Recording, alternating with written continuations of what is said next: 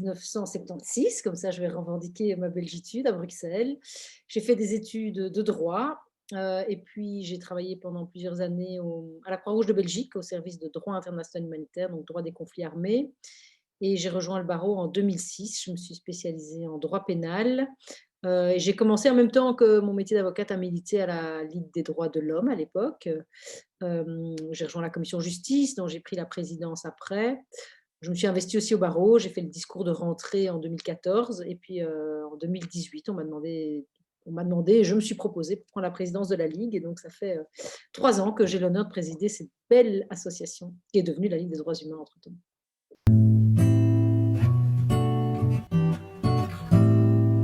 Là maintenant, je dois dire que la pandémie, ça nous est quand même sérieusement tombé dessus. Évidemment, ça a été un gros défi, de pouvoir être présent sur les questions de droits fondamentaux et institutionnels au sein d'une crise sanitaire. Donc, ça a été un gros défi.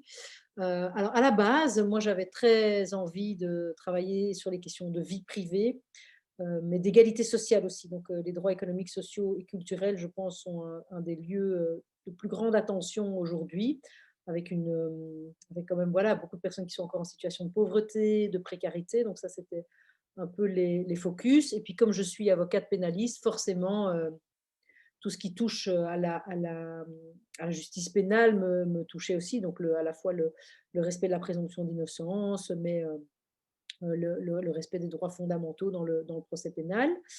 Hem, Bah, voilà, la pandémie nous a remis nos priorités à un autre niveau forcément, on a dû, se saisir de ces questions-là, et notamment de ce qu'on a vraiment pu observer chez nous, mais je pense qu'en France, c'est vraiment la même situation, c'est, une réponse très répressive à cette situation de crise sanitaire avec une concentration de plus en plus importante des pouvoirs au sein de l'exécutif.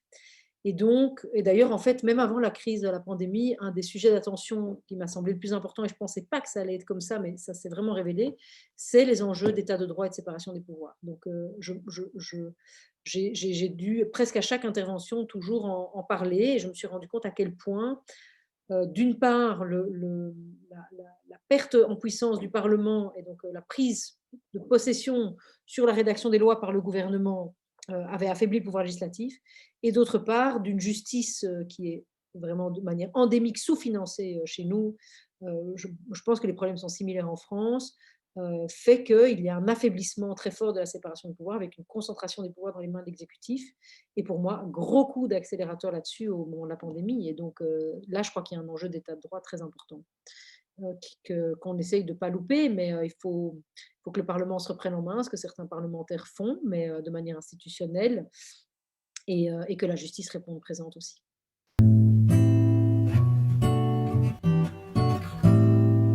Ah, moi, je suis convaincue, vraiment, je pense que ce serait un beau geste fort que la Cour européenne pourrait faire. Bah, il faudrait que la France se joigne à cette demande, mais je suis convaincue d'abord que c'est possible parce que ça a été possible en espagnol, donc ça peut être possible en français aussi. Et je suis vraiment pour. Et d'ailleurs, je vais raconter l'anecdote. Quand on a changé de nom, j'ai discuté avec un avocat général à la Cour de cassation qui m'a dit: «La prochaine fois que je fais des conclusions écrites, je dirai la Cour européenne des droits humains». Alors moi, je ne peux pas, parce que si je ne fais pas référence au bon texte en tant qu'avocate, ben, mon argument n'est pas recevable et mon moyen de cassation n'est pas recevable. Mais lui, il pouvait le faire dans le corps de son texte, il m'avait promis de le faire.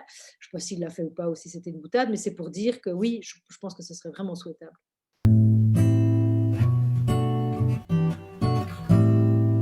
Il y a clairement une volonté de la Cour de se saisir de ces questions-là, de violence conjugale à l'encontre des femmes, et de s'en saisir sous plusieurs angles. Donc, à la fois le non-respect du droit à la vie, les traitements inhumains et dégradants, mais aussi celui de la discrimination. Et donc la Cour a clairement pris position pour imposer aux États des obligations positives de mettre en place un système qui permet une prise en charge effective des problèmes de violence conjugale, tant au niveau de la prévention que de la répression.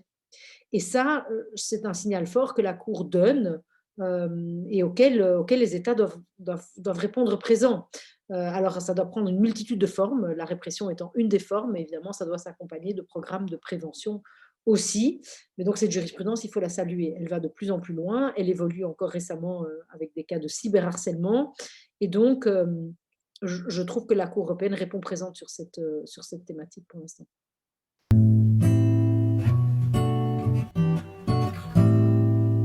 Il y aurait une portée symbolique qu'on ne peut pas nier. C'est sûr que ce serait aussi un symbole. En tout cas, si ça devait être fait, il faut bien réfléchir à la manière dont serait formulée cette infraction pour qu'elle puisse effectivement recouvrir les réalités qu'on veut qui soient recouvertes par l'infraction de violence conjugale avec le meurtre de manière ultime, pour que ce ne soit pas une charge de la preuve encore plus lourde ou une infraction qui reste uniquement à portée symbolique.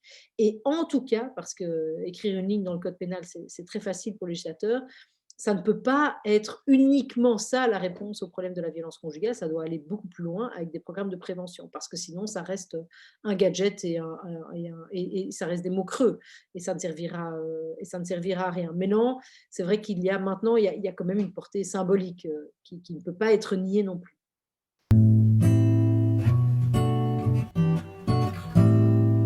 Alors clairement l'éducation, je pense qu'il faut en parler aux enfants, en parler, à tout âge, en parlant, on permet déjà de libérer, la parole forcément, mais de permettre aussi aux victimes, de dénoncer et puis la meilleure formation des acteurs à tous les niveaux, qui sont, chargés d'accueillir les femmes victimes de violences conjugales au niveau de la police, au niveau des acteurs sociaux, au niveau de la justice, aussi.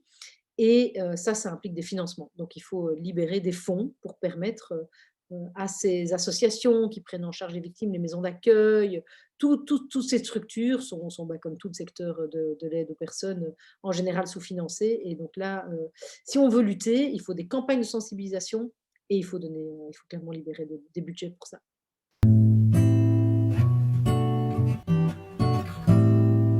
Ah bah, je vais commenter, ce fameux Sophaguet dont on parlait, et le fait que Charles Michel n'ait pas perçu, ou du moins n'ait pas saisi l'opportunité, de revendiquer l'égalité entre les hommes et les femmes face à Erdogan. Voilà, je pense que ça vraiment c'est révélateur, d'une personne qui n'a pas marqué le coup et qui est restée, campée dans une position vraiment regrettable face à Erdogan qui, revendique, donc il vient de quitter effectivement la convention d'Istanbul, hein, donc le retrait a été acté le 22 mars 2021. Je l'ai vérifié dans la préparation de cette conférence et ce sera effectif en juillet 2021. Et donc la Turquie quitte, la convention, qui vise les violences faites aux femmes. Et à cette occasion-là, lorsqu'il reçoit le président du Conseil et la présidente de la Commission, eh bien, il montre à quel point il considère, d'ailleurs, c'est très symbolique, que les inégalités entre les hommes et les femmes sont un fait et que les hommes sont supérieurs aux femmes.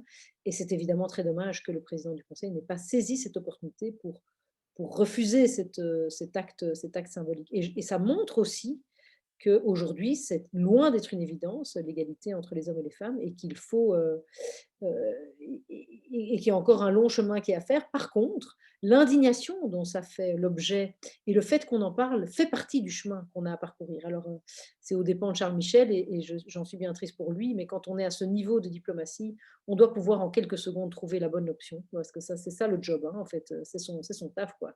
C'est le job qu'il doit faire, c'est trouver la bonne option. Il ne l'a pas trouvé. Et c'est regrettable et il en paye le prix maintenant, mais à juste titre, parce qu'il n'aurait pas dû laisser faire, même si c'était le protocole, il n'y a pas d'excuse. Je dirais, il ne devait pas laisser faire ce qui s'est passé et il a loupé une occasion, mais le fait qu'on en parle maintenant et qu'il y ait cette indignation contribue paradoxalement à renforcer l'égalité entre les hommes et les femmes.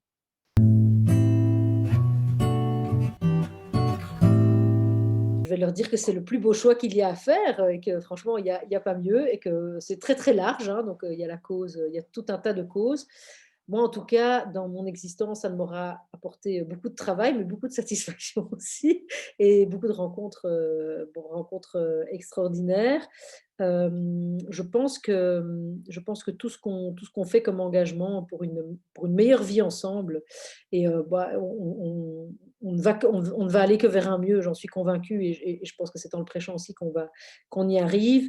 Je crois ils n'auront que des réussites devant eux, mais surtout qu'ils fassent ce qui les inspire, ce qu'ils aiment, ce qui les fait vibrer et ce pourquoi ils ont envie de se lever le matin avec bonheur, avec un bonheur renouvelé. Moi, c'est le cas avec mon métier et donc et ça, c'est vraiment beaucoup, beaucoup de chance.